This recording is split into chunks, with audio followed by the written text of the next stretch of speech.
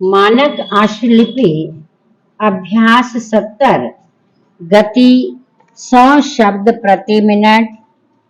Start. महोदय, आज स्थिति यह है कि एक और हिंदी देश की राष्ट्रभाषा है। देश का बहुसंख्यक वर्ग हिंदी बोलता और समझता है। भारतवर्ष के 8 प्रांतों का राजकाज हिंदी में हो रहा है। देश की सभी महानगरियां हिंदी में ही विचार विनिमय करती हैं। दूसरी ओर यह देखकर दुख होता है कि अब भी कार्यालयों की मानसिकता अंग्रेजी का आग्रह लिए बैठी है। यह बात हमें कुछ चिंतन के लिए बाध्य करती है। पैरा आए दिन विभिन्न भाषाओं में छपी पुस्तकों के विक्रेता और प्रकाशक पुस्तक मेले का आयोजन करते रहते हैं। हिंदी को छोड़कर प्राय सभी भाषाओं की पुस्तकों की अच्छी बिक्री हो जाती है। हिंदी में पाठकों का बढ़ना तो दूर रहा, निरंतर कम होता जा रहा है। आखिर ऐसा क्यों है?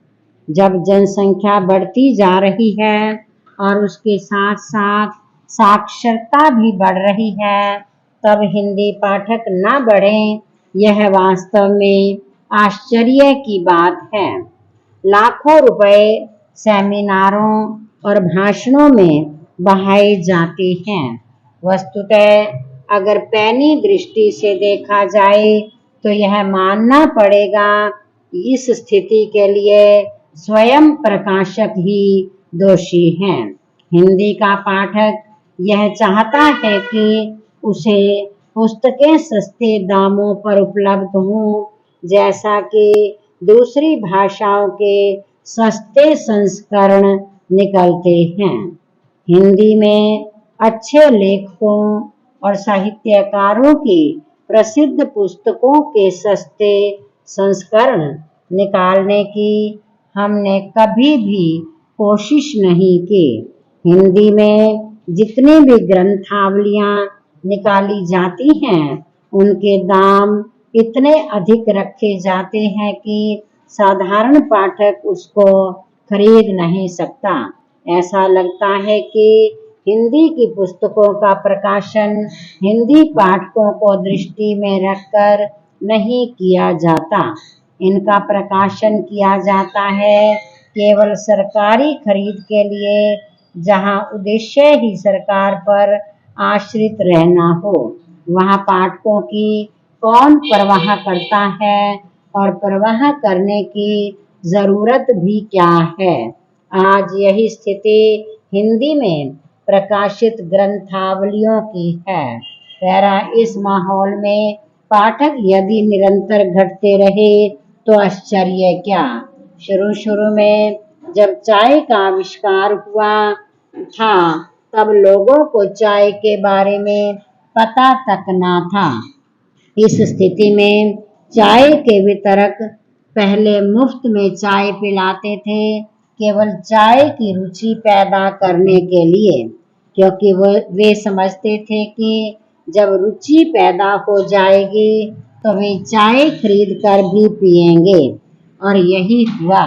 उनकी यह दूरदर्शिता काम कर गई और आज चाय का प्रचलन जोरों पर है। यही बात पाठकों पर भी लागू होती है। अगर पाठकों को पढ़ने की रुचि निरंतर बढ़ती रहेगी, लेकिन वस्तु स्थिति यह है कि आज हिंदी प्रकाशक का ध्यान सबसे पहले अधिक से अधिक मुनाफा कमाने की ओर जाता है। दूसरी ओर प्रकाशक को पाठकों की जेब का अंदाजा बिल्कुल नहीं, या फिर अगर इस बात का अंदाजा है तो उसकी परवाह नहीं है। सरकारी अनुदान की किस प्रकार सरकारी अनुदान प्राप्त किया जाए और उसका उपयोग नहीं वरन उपभोग किया जाए।